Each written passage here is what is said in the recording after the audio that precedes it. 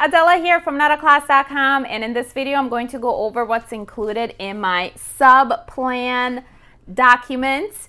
And this is something that will help you greatly at the beginning of the school year because you do need those emergency sub-plans. So let's look inside what's included. So the first thing is a short letter to the sub with some of your class rules. For example, a positive behavior incentive trackers, your consequences, and then any allergies your students might have, students with disabilities, and what the emergency protocol is in your school. I've included some notes from myself, but there's also a blank one. Again, you can edit these as you see fit for your class.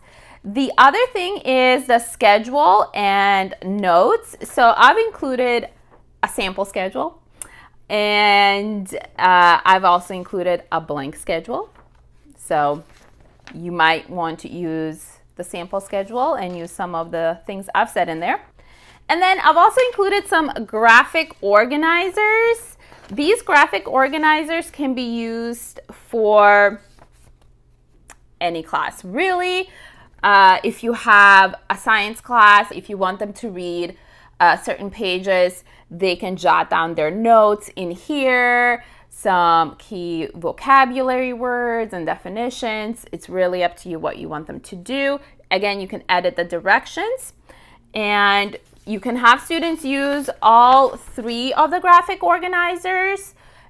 They can choose which one they want to use, or you can choose for them. I like to give them options personally. And the other thing I have in there is the positive behavior incentives. So this one is where students or the sub would color in all the flower parts. And once the entire flower is in color, then when you come back, they will receive some kind of reward, whatever the class decides what the reward is.